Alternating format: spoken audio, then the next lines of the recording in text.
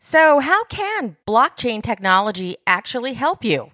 Well, here's one example of how blockchain tech can translate to a hand up in the real world. Are you sitting on a ton of home equity, but you could really use some of that cash right now? What if you could extract some of that equity now without going further into debt or adding more monthly payments to your debt load? Matthew Sullivan of QuantmRE talks about how to tap into that equity without selling your house. No interest, no payments, no debt, and this is not a reverse mortgage. He discusses how people are taking advantage of equity contracts to access cash now instead of waiting 10, 20, 30 years, all without using banks. It's blockchain technology at work. Welcome to my podcast. So what about crypto? So what about crypto?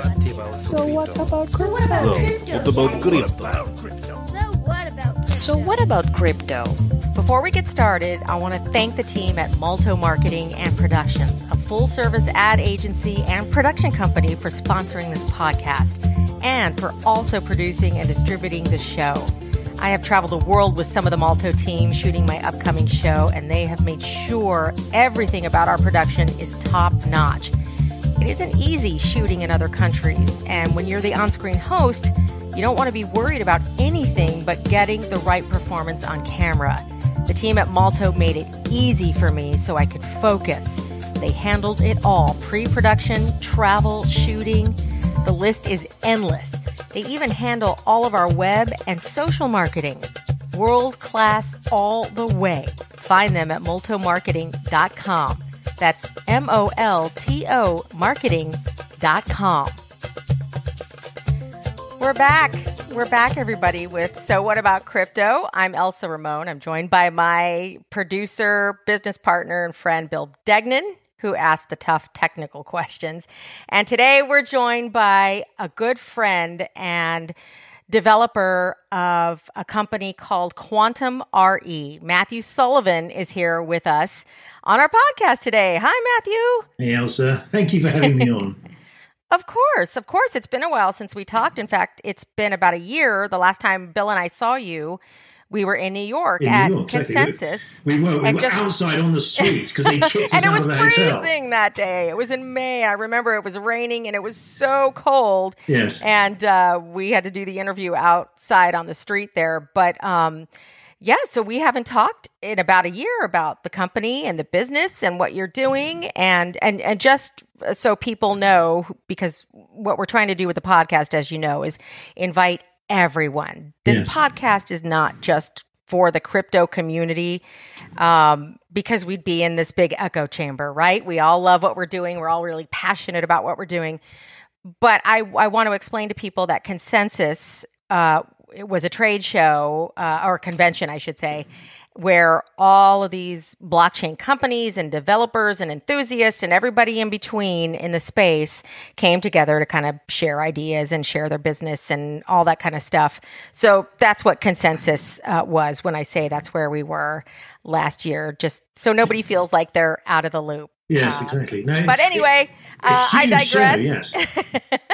Matthew, it's great to have you here, and I love talking about what QuantmRE is doing. A lot of people who are not in this space hear all these kinds of buzzwords like, mass adoption, real case uses, all those kinds of things.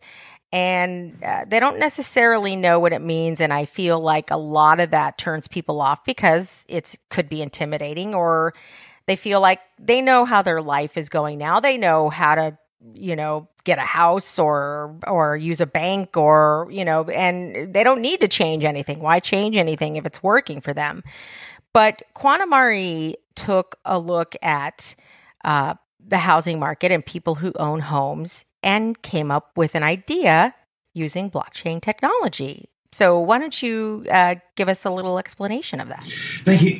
Yes, let's start with the problem. I think one of the biggest challenges when you speak to any of these crypto or blockchain companies is if you ask the question that must not be asked, which is, what problem are you solving?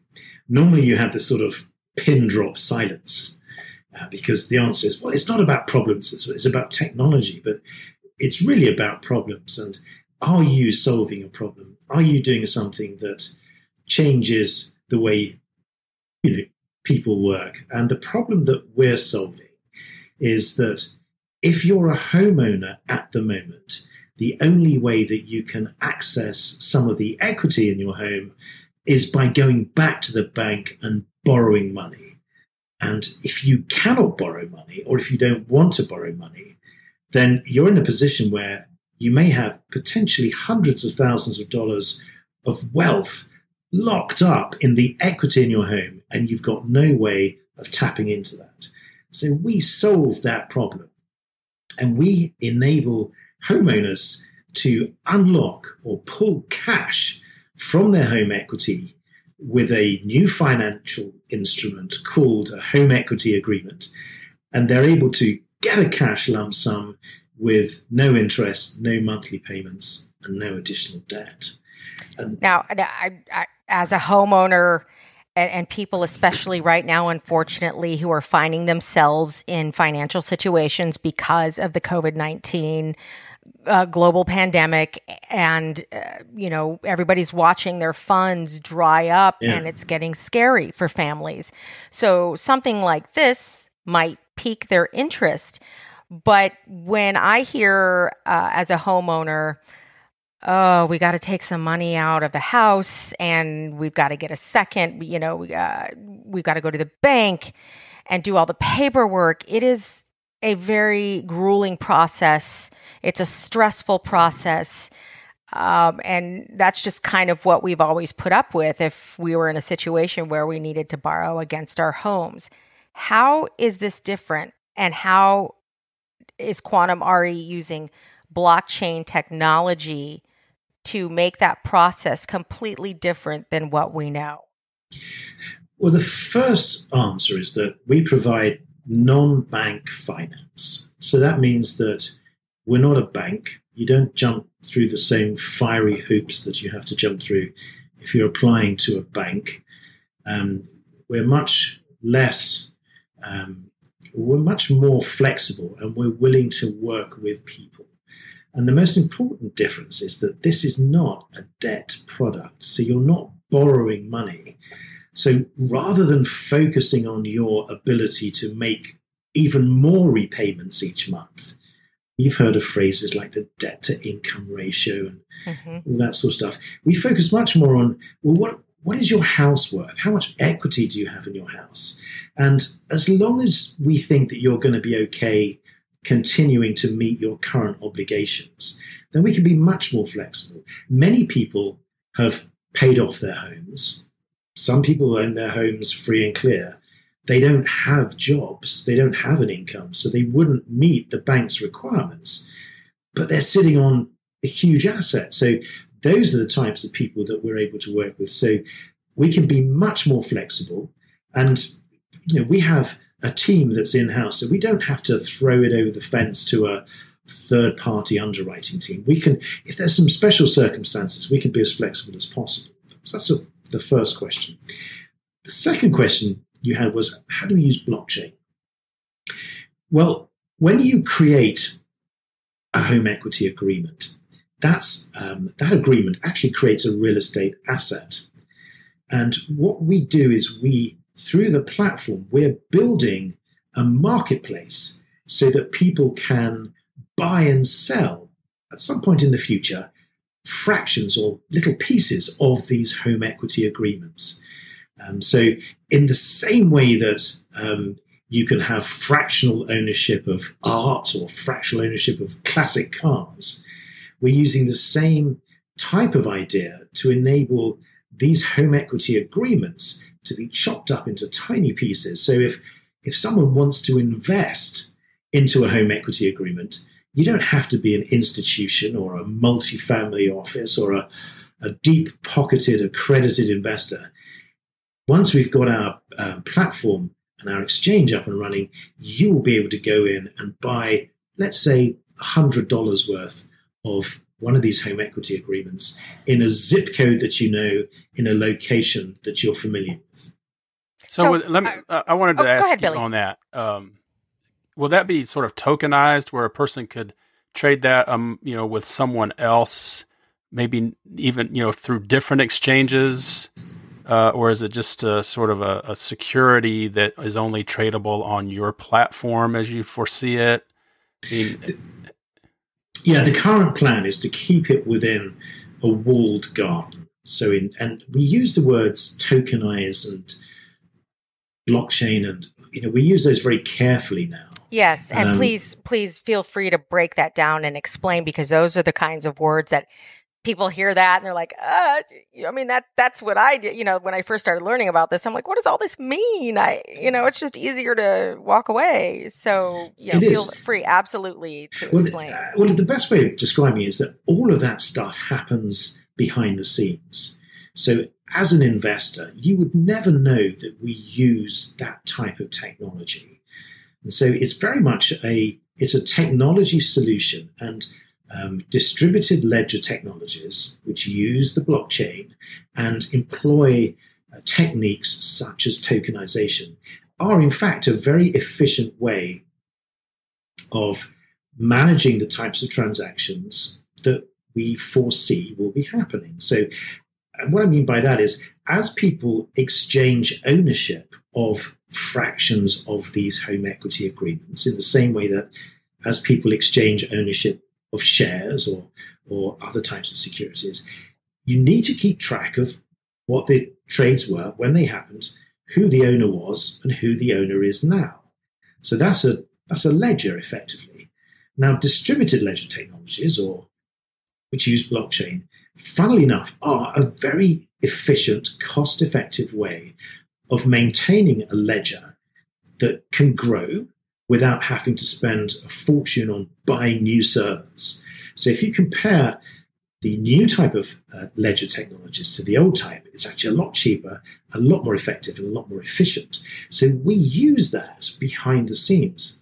Now, people know about cryptocurrency when Bitcoin was the first major outing for blockchain. So what we're saying is, let's not use those phrases. You really don't need to know that we use blockchain or Amazon servers, or we don't. You just don't get into the detail anymore, and thank goodness that's happening, because then we can actually concentrate on what the product is and what the benefit is, and say, well, we know it works because we've found this really super efficient, cost-effective, scalable technology solution, which means that we can get to market, keep our costs down, and know that there's a record of every single transaction that happens that's kept in a way that we know cannot be deleted, cannot be destroyed, cannot be altered. And so we have this layer of truth. All of that sits behind the scenes. In the technology. And I exactly, I liken what you just explained to, I liken that to, say, us using ATMs or driving cars. Do we really have to know exactly what is happening behind the facade of an ATM or under the hood of the car, every single detail of the engineering and how it works, to deserve to be able to use it and to benefit from it? No, that would be insane. And nobody, hardly anyone would be able to drive a car if we were required to know every bit of technology under the hood and how it works. We just know cars changed our lives. We can get to and from places so much faster. It enables us to get jobs and have lives away from our homes, and makes life completely convenient for many of us to do that. And that's what Bill and I are trying to do here, is just take away, yes, if you want to know more about blockchain and delve into the technology of it, that's great. Enjoy learning about it. But on the other side of the technology, there is this benefit here that people need to see and not be worried about having to understand all that stuff. Well, I mean, and again, thank goodness we're no longer having discussions about master nodes and nodes and yes. And hash rate and all that. In which case we have to nod furiously, pretending we understand, but it really is as dull as toast. And thankfully the world has although it is sort of suffering from what appears to be temporary insanity, before that, we are moving towards what are the solutions? What is it doing for us? How does it help us? How does this technology improve our lives? And what it does for us is it has enabled us to contemplate doing something that would have been so much more expensive if we had to use traditional database technologies. Because as this thing grows, the amount of money it costs to build a platform where you can ensure that there's no double counting, or if somebody presses a button at the same time in two different locations, how do you make sure that you don't count that trade twice? So you have to build very, very expensive systems to prevent all of the things that this sort of blockchain-based technology does naturally.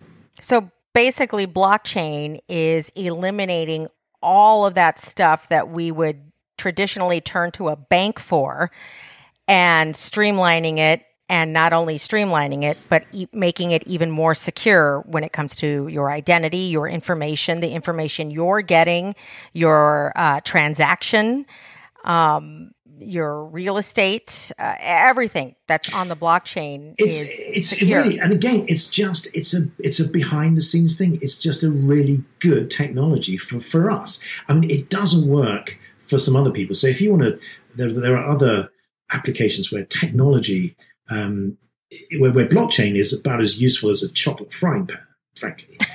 But for us, it's fantastic. It's ideal. I'm going to steal that. I've never heard that before. I like that. I'm glad I've done something good today. Yeah. I digress. But you see what I mean? So if you try and squeeze this sort of technology into applications where it's not relevant, then it just doesn't work. But for us, we go, well, this is great because, and it works for us because it allows us to do things like contemplate or design this exchange, knowing that we can deliver it in a way where we don't have to go to the market and raise $20 million to be able to build something. We can do it for a tiny fraction of that. So for us, blockchain is a technology solution. And the end result of that is that we have a product, A, that helps homeowners unlock their equity, but B, going forwards, assuming that we manage to jump through the technology and the regulatory hurdles, we will be able to offer a platform to investors who will be able to buy a fraction of a home that is not for sale. That's the interesting thing for us. We're able to open up a marketplace that doesn't exist, and that marketplace potentially is worth trillions of dollars. So that's what that technology has done for us. It's made it achievable. It's made it within our grasp. It's reachable. Whereas before, it would have been this gargantuan task to try and build this enormous machine to be able to deal with those transactions. The important thing I want to point out what Matthew is saying is that to sum it up, basically, we can all be investors now this way, where that wouldn't have been a possibility for many Americans living today. I remember a year or so ago reading an article, I believe it was USA Today, saying that the average American family doesn't have $400 extra in case there's a family emergency, like a trip to the emergency room or whatever it is. And that was so sad. That was terrifying to me. I know that's how my parents raised us. They lived paycheck to paycheck, hand to mouth. They worked two jobs a lot of times. They could never imagine even talking about owning stocks or being investors in anything. That's insanity. We just needed a roof over the head, food on the table, and clothes on our backs, and that was it. That's how a lot of people are still living. And it seems that the technology behind QuantmRE is allowing people now to say, I'm going to buy fractions of these homes as an investment, maybe $100, maybe a couple of $100, and I can start building actual portfolio. This isn't just reserved for the people who have stockbrokers and traders working for them. That's it. You have it. Precisely. Now, the only thing I would add to that is that this is work in progress. So what we can do today, if you're a homeowner, we can help you unlock some of your capital that's locked up in your equity without taking on debt. That's something we can do right now. The exchange, the fractionalization, the investment side of the business, we haven't delivered that yet. We're working furiously on that. We're raising money through Republic, which is a crowdfunding company, and that part of that capital will help us continue and finish the development. So the only caveat is that it's work in progress. It's a big task. Part of it, we've checked that box. We're operating, we're helping homeowners, but the exchange and the trading and the fractionalization, that's just a little bit further away. But we're very confident that we're going to be able to make it. So how much have you issued so far? Well, we've just a shade over $1.5 million is the amount of capital that we've unlocked for homeowners since we started in November last year. So we went live with our homeowner products in November last year. We also work with other companies in this space. So collectively, we've helped over 20 homeowners. We've unlocked just over $1.5 million, and we have $3 to $4 million of homeowner applications going through the process right now. And that's growing on a month-by-month basis. And again, caveat is COVID has impacted what we're doing. It slowed everything down. The investors who buy these contracts are kind of sitting on their hands at the moment, trying to figure out what's going to happen to the US residential real estate market. So, pretty much most things are slowed down to a walking pace, but we expect that to pick up, very quickly, very soon. So have you found that people are maybe starting to enter a phase of needing to access that cash? There's a lot more willingness to tap into their equity. Something that Elsa said very much at the beginning was that people see that their home is sort of sacred, and they don't, they feel the sense of dread that they've got to go to the bank and fill out all these forms. And I think a few months ago, the equity was seen as something that you shouldn't touch, because if I wait a few weeks, my house is going to go up in value. So why would I even consider tapping my equity now? We're seeing a real sea change in that. There's a lot more willingness from people to explore alternative options, particularly because the banks have really tightened their qualification criteria. The credit score has gone up to 720 if you want a HELOC. If your income doesn't meet this very tight requirement, you won't get accepted. And there's 40 million people unemployed. So, all of those things, if you're a homeowner and you have equity, then our approach, which is much more flexible, we don't mind anything like as much as the banks if you're not earning any money. So, and people now need money more than ever. So it is it's difficult, challenging, but there is this, this alternative solution. So then, all right, so I'm still confused on technically what happens in, let's say I took $50,000 out and then use that for whatever. And then 5 years from now, I sell my house. How does that settled? How does a person, how does the investor or your group settle that contract? Is it because it's not a mortgage, or how is it? In a way, it is a debt. It only or it's a liability, so to speak, against that real estate asset. Well, what you've done is you've committed to the investor that when you sell your home, a percentage of the current value, together with a share of the increase in value, goes to the investor. So categorically, it's not a debt. I understand what you're saying. You do have an obligation. In other words, you've got a contract, you've got a relationship now with someone who's bought some of your asset. So the difference is, with debt, you're borrowing money. With our product, you're effectively selling something that you own, and then you're just settling up with the investor at a future point. And the way it works, it's all to do with the value of your home. There are a number of different contracts with a number of different providers, and we work with all of them. But the common thread, or the rule of thumb, as it were, is when you sign the agreement, we figure out what your house is worth by sending out an appraisal. That appraisal is instructed on a third-party basis, so everyone knows it's an independent valuation. So you're not going to just pick some arbitrary number and say, yeah, I want to take a couple $100,000 out of my house here, buy it, but you're validating that it's Absolutely. actually worth we use beforehand. We use appraisal management companies, which is the same process that a bank or any lending institution uses to make sure that you have that independence, that you cannot choose your favorite appraiser. So the appraisal's done on an arm's length basis. We also triangulate that with other online.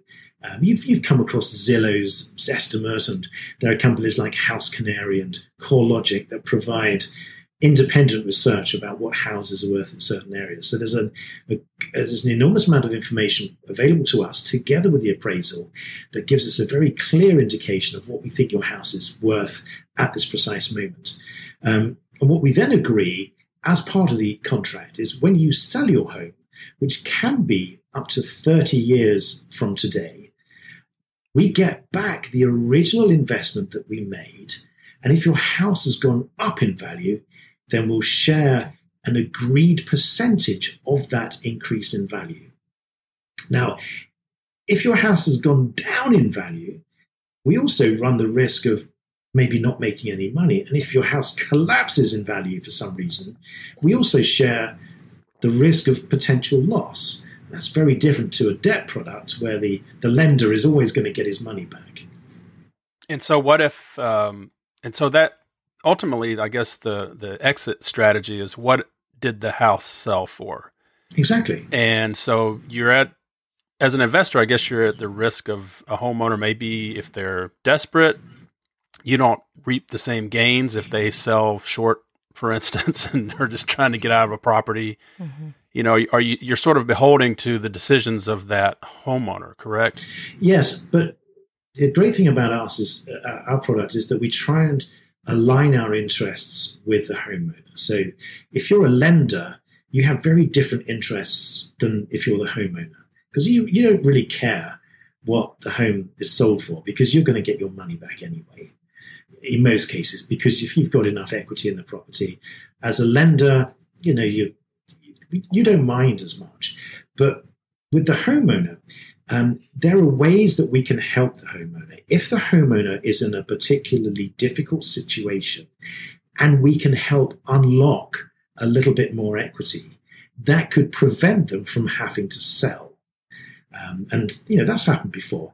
We find people, home equity agreements have been used to get people out of foreclosure because it's not a debt product. You're not adding to the mortgage. You're enabling them to tap into some of their equity, which pays back all the outstanding amounts that they owe the mortgage company. So they're two very, they're brother and sister, but they're very different products. But to answer your question, it is entirely possible that the homeowner may find himself in a position where he has to sell the house for far less. But remember, the homeowner is always going to have a big chunk of equity, because we only work with homeowners that have a minimum of 30-40% equity to start with. So it's not like the homeowner can just hand the keys back. They're going to lose out considerably as well. But there is that risk. You're absolutely right. So what I'm hoping right now is what happened to me when I learned about the technology, the underlying technology, the blockchain. Once I understood how it could be applied to these real world companies like yours and services, it started to grow in my brain. Like, what else? Wow, this could touch every industry. And so I don't know if people, who are just learning about all of this realize that this could be applied to a lot of assets, like you brought up before, artwork. There are companies that are trying to form so that they're able to sell bits of artwork so that you can invest in artwork if you wanted to, just like they would if they were investing and buying a piece of your home and cars and so on and so on and so on. And you start to see how large the potential is for people to start taking care of each other. People who need money sell little bits of their asset, and the people who want to invest, who've never dreamed of investing before, can apply little bits of their money to invest, and they help each other. And I'm hoping that that's what resonates with people, that when they see these types of services that are the services of the future, like QuantmRE, they're going to see how much it's going to impact industry worldwide. And I think that's exactly right, because it's the expansion of the social contract. It's the leveraging of the crowd of people who want to be able to help, but they want to be able to get something in return. So if there is this concept of a win-win, so let's fast forward, a couple of years or so, our platform's up and running, you will be able to help homeowners unlock their equity. We won't need to rely on institutions or family offices to buy these contracts, because homeowners will be able to club together, investors will be able to club together, as they can do today with crowdfunding, and they'll be able to, each of them, fund a little bit so that this homeowner in aggregate gets what they need. And so there is this ability to disintermediate the existing institutions and bypass banks and other types of slow-moving and in quotes, old-fashioned types of if people institutions. I'm sorry, Matthew, but if it's still not resonating with people, we touched on it earlier, how cumbersome the process can be going through a bank to do all the forms, to get a second on your house, to get the money, the equity out of your house. But not only that, the enormous amount of fees that come attached with that. So really what you end up with at the end of the whole process is not that beneficial, or could not, potentially be not that beneficial.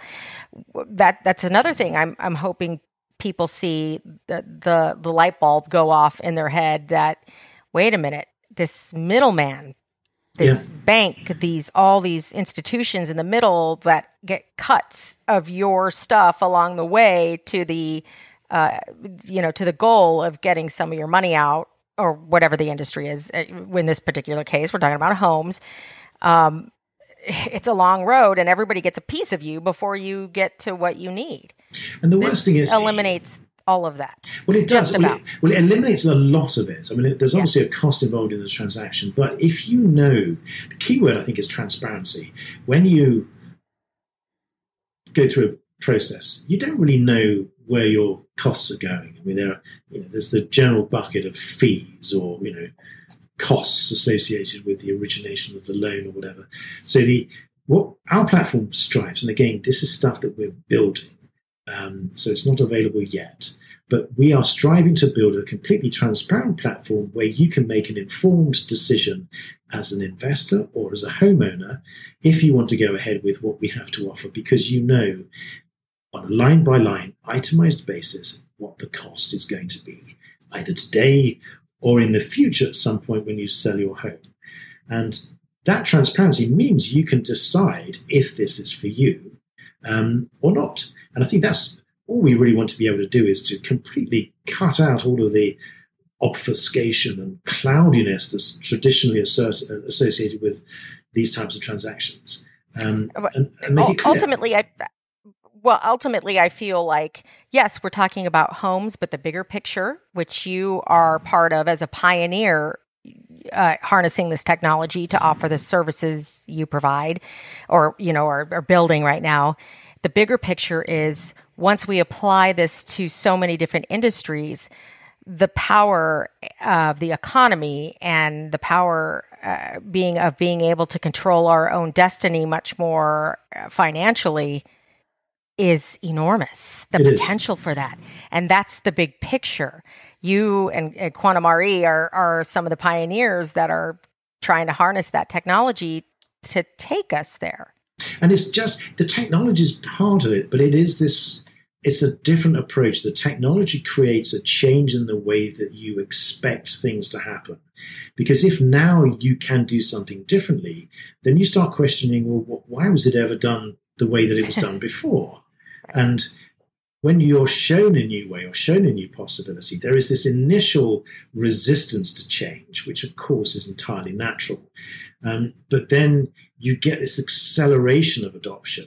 And what I mean by that is if we cast our minds back to the world pre-internet, 20 years ago, 25 years ago, before we could do all our banking and all of our travel and everything online, we used to go to the physical banks on the corner of the high street, and I remember when the ATM machines first came out, which I probably shouldn't say because it does show my age, but and it would be a trip, and I would go with my father in his car, and we would go to the hole in the wall, and magically, money would come out. You just think that's just fantastic because we could do that on a Sunday.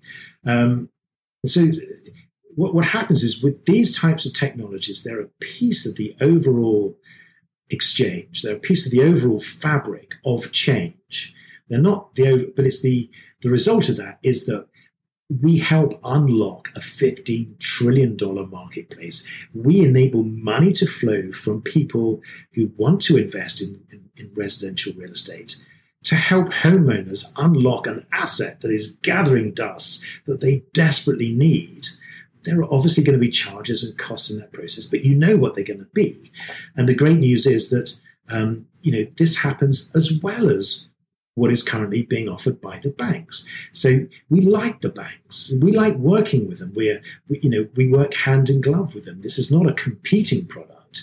It's a complementary. It's an accretive product. So we're widening the scope of products and the availability for homeowners to do something creative with their assets. So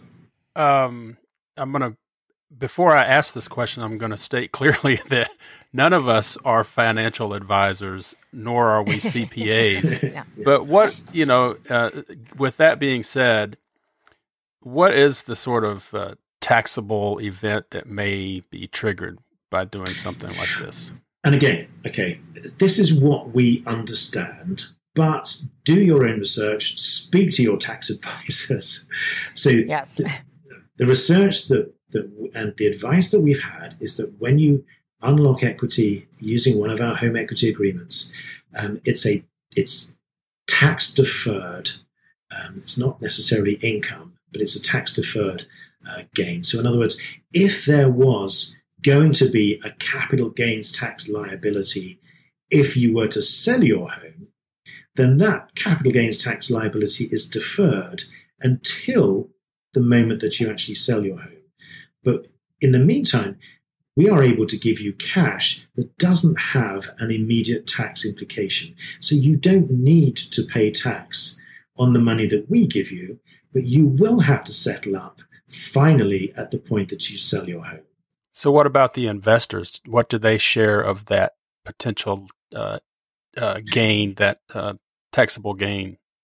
Well, the investors, what they have is they've invested at a certain amount. When you sell your home, if your house has gone up in value, then they will be able to share in a magnified percentage.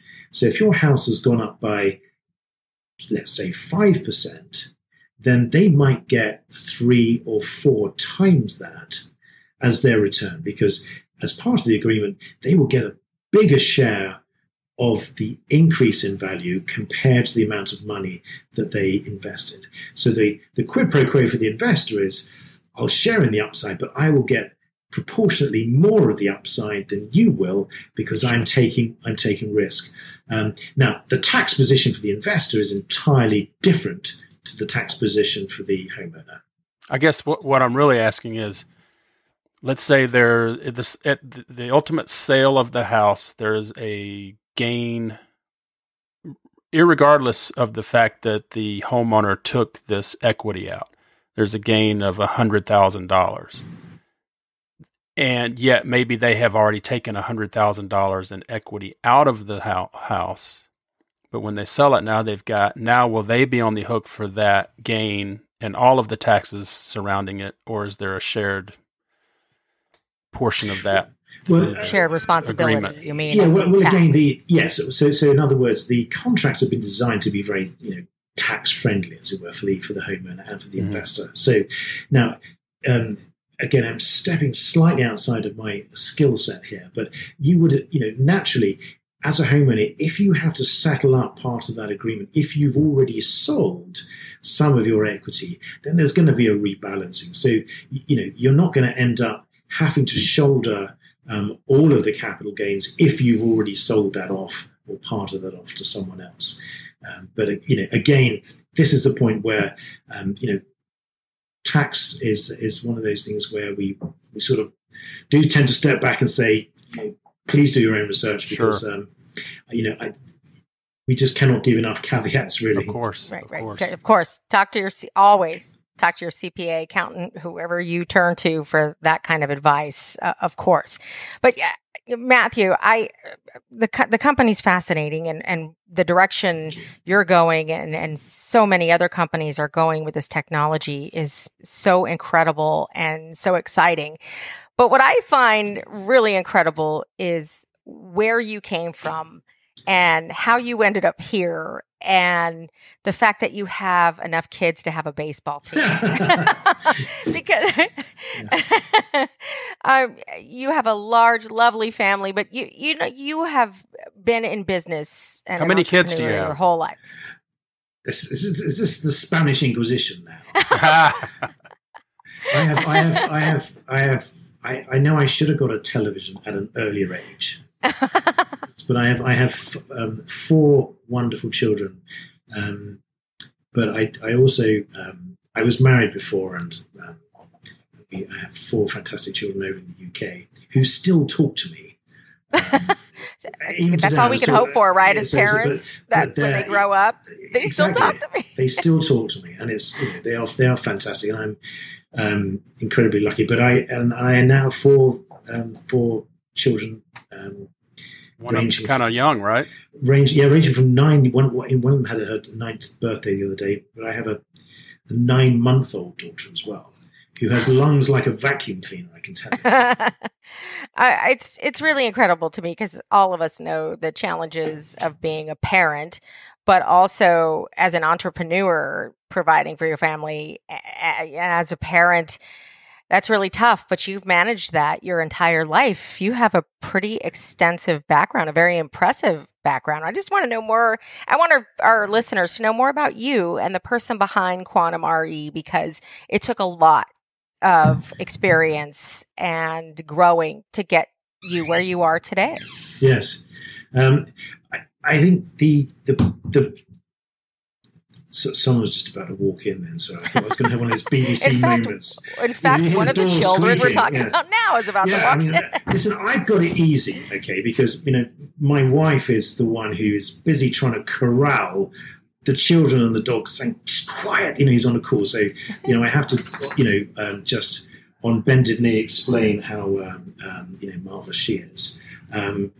But hi. Hey there. Go on. It was bound to happen at some point. Of course. I think we've seen throughout this whole lockdown experience, we've got to peer inside people's lives more than they wanted us to, doing all of these Zoom calls and podcasts and all that kind of stuff. It's like, thank goodness that now we don't have to be embarrassed that we actually do have children and they can look in, and we can sit them on our lap and say, look, it's the wonders of but no, I remember the point way back when I wanted to be an entrepreneur, and it was really just this. I remember I was being a stockbroker. I was a stockbroker at the time. We were broking the Far East markets. I was just thinking, there's so many pieces. I want to get involved in this, and I don't want to just be the salesman, talking about companies. I want to, there's a technology piece there, and there's this piece, and there's that, and we do this, and can I get involved in all of that? And my boss at the time, rightly so, said, no, just do your job, please. And my head was spinning, and then. It's just this sort of, I'm not sure it's creativity, but it's that you just see something, you think, oh, I could build that, or I could do that better, or I'd really love to get involved, or you get, how come you're doing this? Because I want to do that. So I think really it's this ability of becoming congenitally unemployable. So in other words, I decided at an early age, early 20s, I was unemployable because I really could not be of any use to anyone for more than 5 minutes without going completely off track. And then I just decided I wanted to build my own company, really because I thought I could do it better than anyone else, which is this sort of strange, focus that entrepreneurs have, which I think you need. But then you need to be able to stick with it. So the worst thing is, the payback, the quid pro quo is, okay, you've started this thing, so you've got to see this through because no one's going to bail you out. So if you start something, it's like, okay, I'm kind of stuck with this now, so I've got to make it work. And that develops into something which is where, okay, so the world's fallen apart. We know we're in the greatest recession known to man.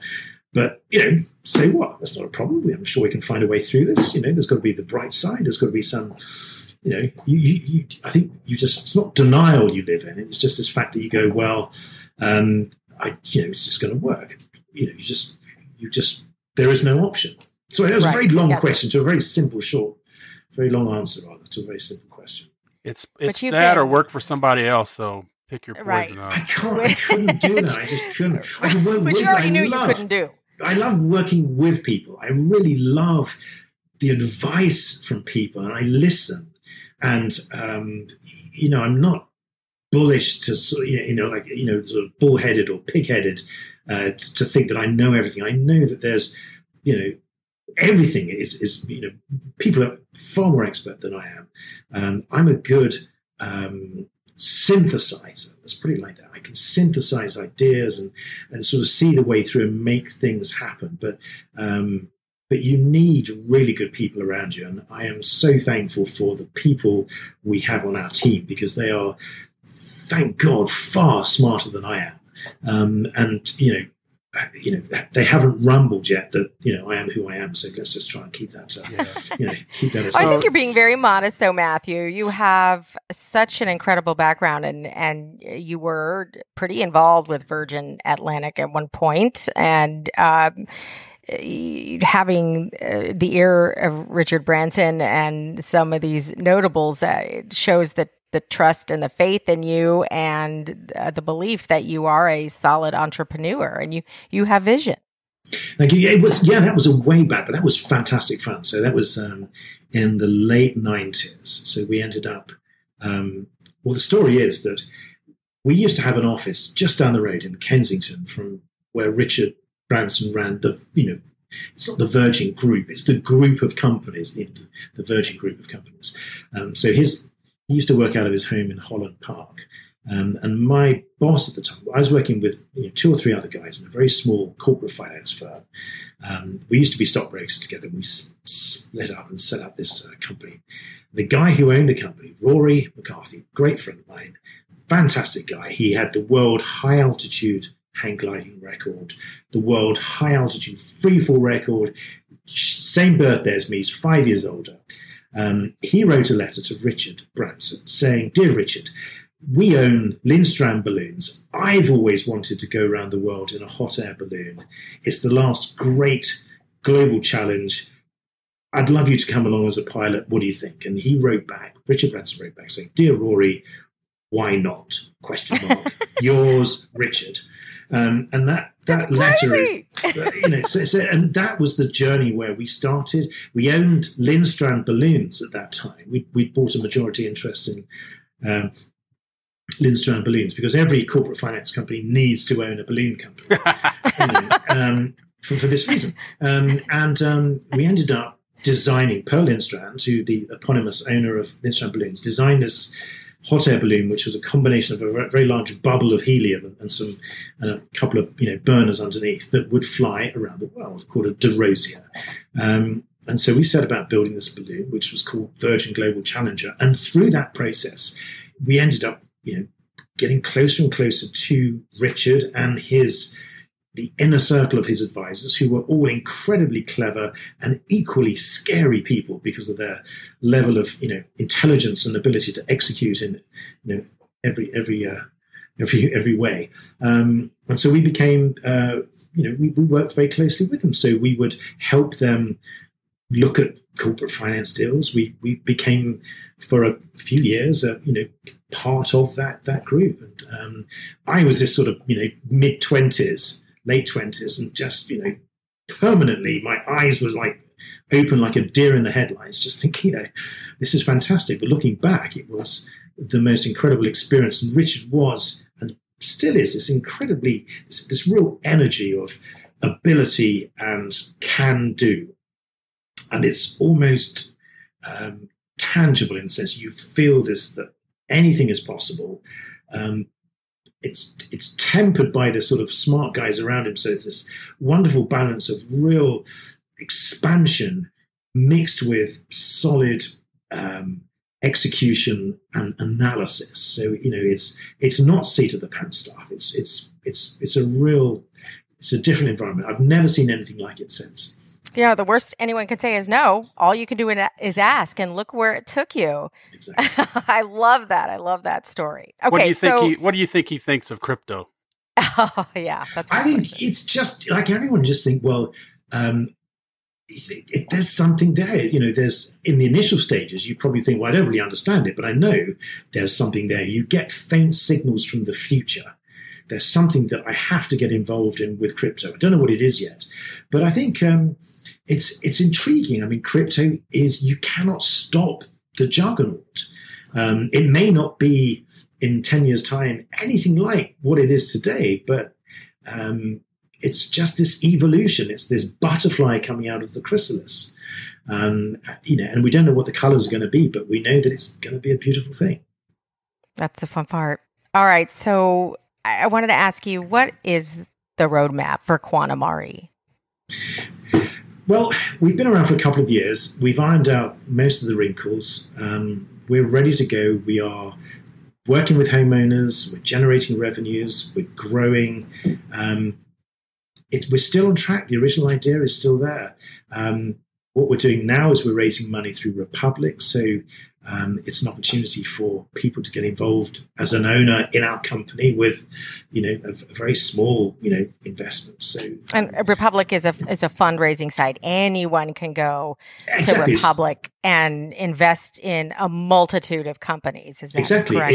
It's an SEC registered crowdfunding platform. It's a fabulous. Great guys to work with, but it gives people the ability to invest in companies that otherwise would be hidden and just offered to to these venture capitalists. But what we're trying to do there is build an evangelical army of investors and supporters that can help us spread the word. So it's not just about the money, it's about building a movement. We call it the equity freedom movement because, we want people to understand and spread the word that there are other ways of being able to unlock your equity. So that's happening.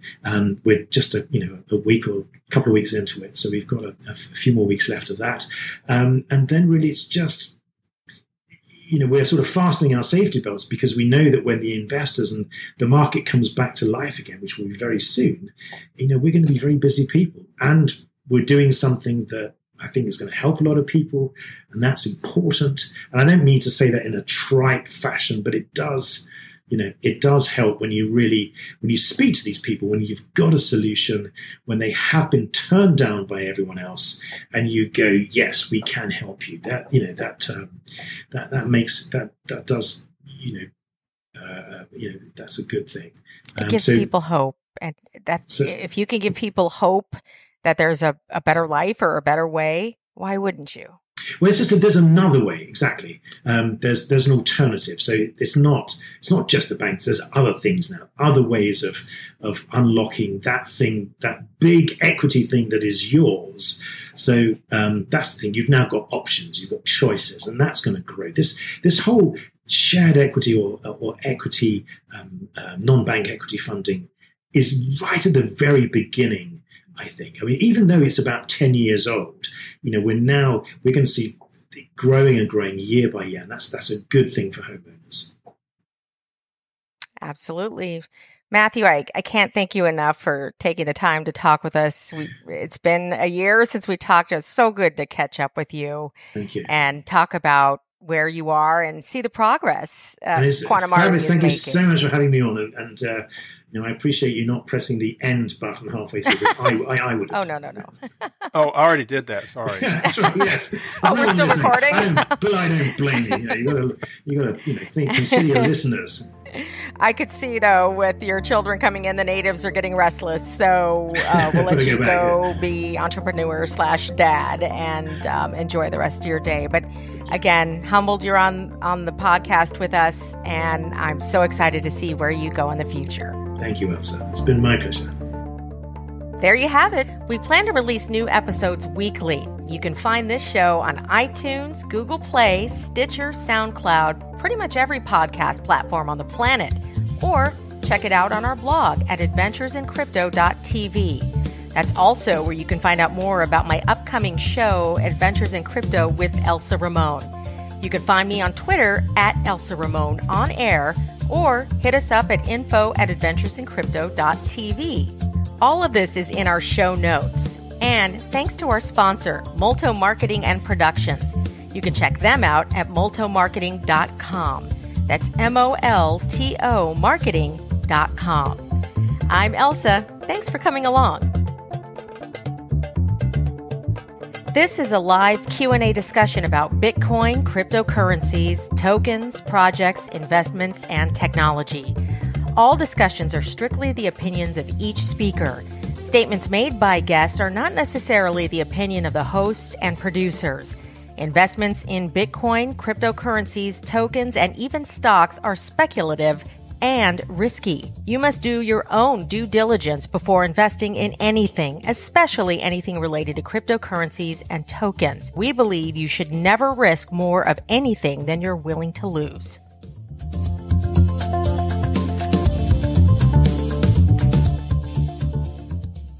So, what about crypto?